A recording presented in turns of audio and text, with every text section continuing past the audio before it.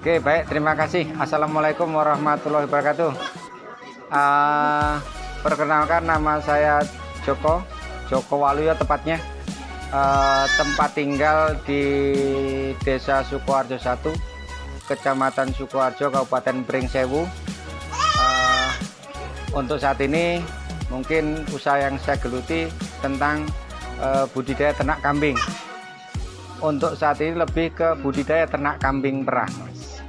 Ya, saya fokus ke ternak kambing perah ini mulai tepatnya Agustus 2020. Jadi mungkin pelaksanaannya sekarang ini sudah 1 tahun lebih ya. Ini saya lebih fokus ke perah. Kalau dulu itu dari tahun 2006 sampai 2000 sebelum ke perah ya, kita lebih fokus ke penggemukan dan budidaya. Beternak kambing perah itu sangat menjanjikan kalau menurut saya. Yang selama ini beternak kambing kalau hanya sekedar budidaya kan mungkin ada penghasilan dari anaknya, Mas. Mungkin bisa dihitung bisa bulanan, mungkin triwulan atau 1 tahun ya. Tapi dengan budidaya ternak kambing perah kita bisa dapat penghasilan setiap hari. Nah, jenis kambing ada beberapa jenis, Mas. Mungkin bisa saya tunjukkan sambil ya. Ada jenis Rambon. Nah, sebelah sana ya mungkin yang Rambon. Kemudian ada jenis kambing bur, cross bur. Nah, ini cross bur, Mas. Ya, ini cross bur. Kemudian ada jenis kambing sapera. Sapera yang ini, Mas. Mungkin bisa ke sini ya. Nah, ini jenis kambing sapera nih. Ini kambingnya. Ini mudah-mudahan lagi hamil muda. Ini jenis sapera. Kemudian ada satu lagi mungkin nanti jenis Prananetawa, PE. Mungkin itu, Mas. Jadi ada Rambon, bur, PE, Prananetawa dan sapera. Ya. Jadi yang saat ini kami perah, kalau saya rata-rata, Mas ya, karena kambing saya memang belum semuanya khusus ke kambing perah. Dalam arti kambing perah itu kan biasanya kambing jenis sanen atau sapera ya. Ini kami masih ada Rambon, masih ada yang lain. Sebenarnya untuk kaitan dengan kambing Rambon kan bukan identik ke perah. Nah, ini mungkin kalau saya rata-rata per ekor itu bisa dapat 1 liter, Mas. 1 sampai 1,25 liter. Jadi gini, kaitan dengan produk susu yang kami punya, itu kami beri nama Rush Milk, Mas.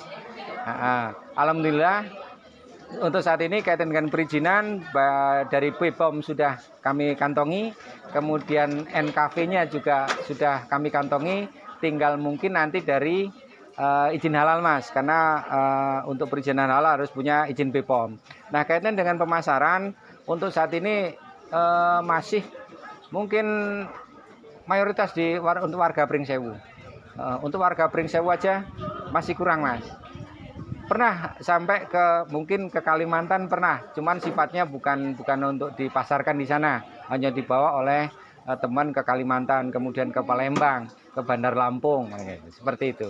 Jadi pakan yang saya kembangkan itu pakan fermentasi, Mas. Fermentasi. Jadi bahan yang saya gunakan itu ada 3 jenis, Mas. Ada indigo vera, odot, dan daun singkong. Saya lebih ke daun singkong karetnya karena saya memang punya kebun singkong karet ya. Jadi saya fermentasi, kemudian ada pakan tambahan itu dari bahan dasarnya itu ada onggok, jenjet, kemudian dedek atau bekatul dan ampas tahu, Mas. Nah, penggunaan pakannya 75% hijauan fermentasi, yang 25% itu konsentrat. Itu penghasilan lain dari beternak kambing itu dari kotoran, baik kotoran padat maupun kotoran cair. Jadi kalau kotoran padatnya biasanya ini saya buat kompos, Mas.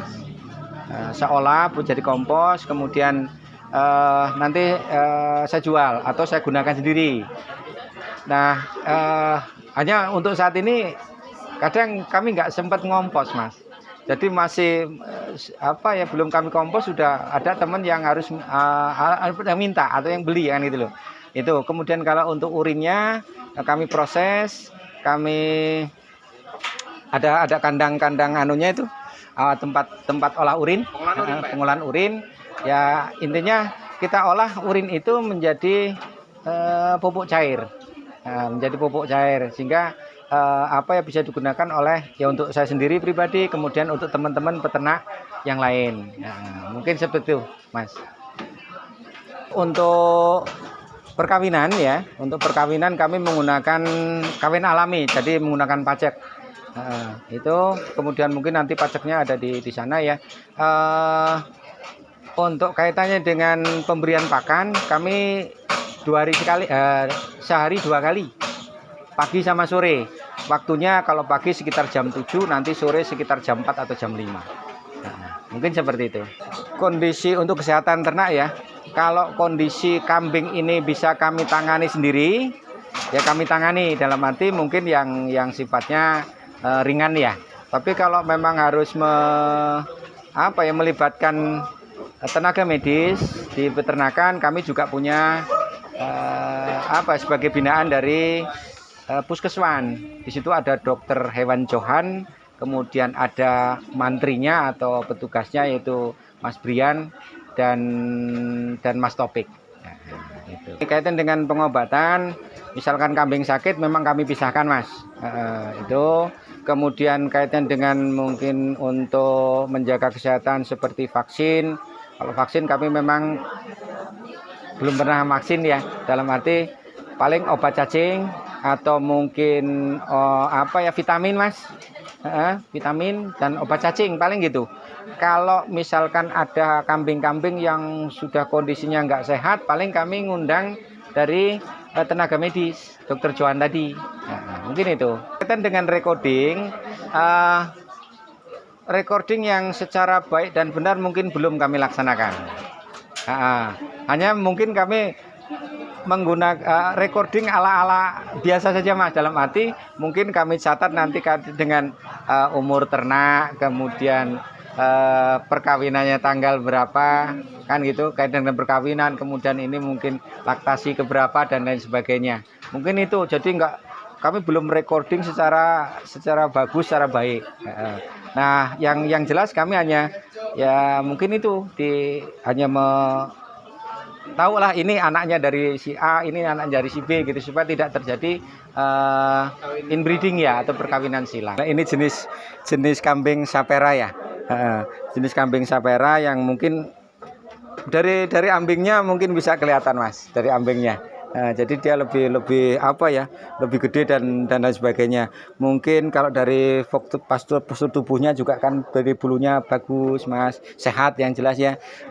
Nah, saya malah lebih ke bentuk Mas, bukan ke fisik ya. Karena untuk nyari kambing perah ini kalau bisa kita ke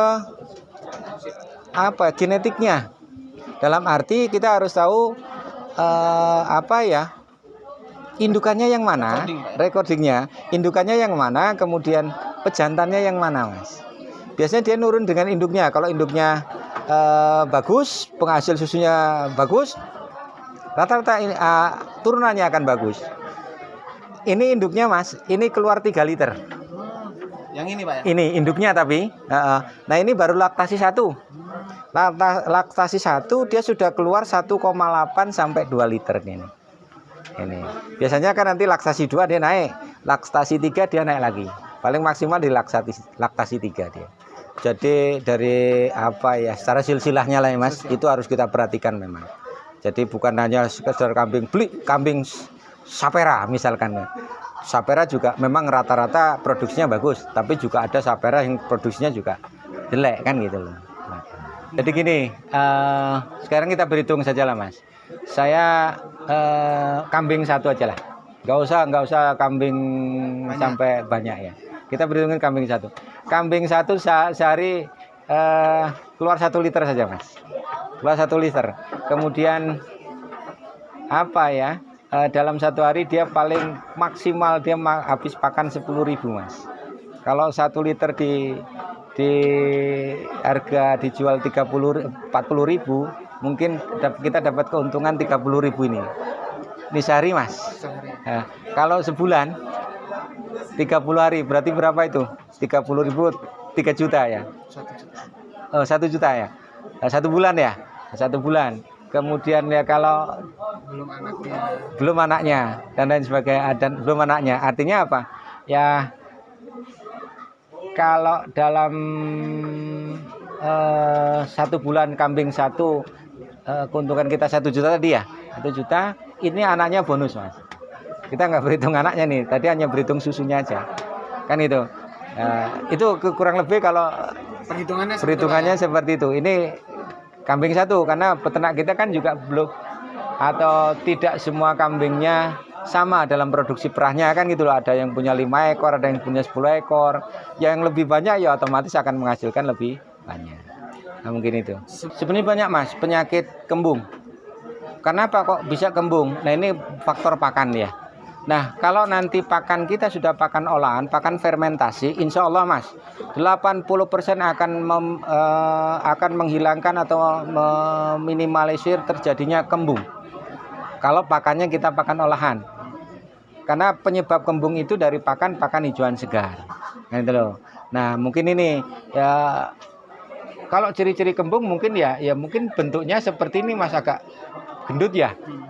Ini kalau kita pegang kayak kita megang balon, apalagi kalau kita pukul kayak balon gitu loh. Itu kalau dia kembung. Bentuknya gelembung seperti itu. Untuk hijauannya mungkin tadi saya tambahkan, tadi saya sampaikan, saya punya kebun. Di situ ada tanaman indigo vera, jenis odot, kemudian daun singkong. Nah, ini saya olah, saya fermentasi sehingga mungkin bentuknya jadi seperti ini. Ini pakan olahan saya Mas. Ini ada jenis odot, ada indigo vera, ada daun singkong. Nah ini, penggunaan ini 75%-nya dari kebutuhan ternak ini. Kemudian saya juga menggunakan bahan tambahan, artinya bentuk konsentrat ya. Kalau konsentratnya mungkin yang ini Mas, monggo.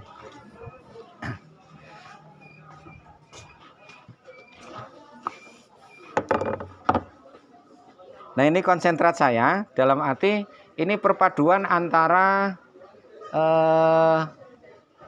onggok, kemudian jenjet, kemudian bekatul atau dedak. Nah ini nanti saya menggunakan mikroba Mas, menggunakan molase E4. Aduh, saya sebutkan nama nggak apa, E4, kemudian tetes tebu Mas. Nah ini bentuknya jadi seperti ini. Ini nanti masih saya aduk untuk kaitan dengan perah. Ini masih saya campuri nanti dengan ampas tahu. Ampas tahu sehingga mungkin kaitan dengan nutrisinya akan lebih meningkat, lebih bagus. Nah ini kaitan dengan pakan. Ya. Kita kan di masyarakat itu rata-rata kan ya petani Mas. Jadi saya juga mengenalkan pada teman-teman bahwa kita petani jangan tergantung kaitan dengan pupuk, jangan tergantung dengan di pasar. Artinya kita berusaha menciptakan pupuk sendiri. Makanya seorang petani yang beternak itu sangat pas. Artinya kenapa? Limbah peternakan ini nanti bisa untuk ke pupuk tanaman kita di kebun, di pertaniannya. Kemudian limbah dari pertaniannya itu untuk pakan ternak. Mungkin seperti itu Mas.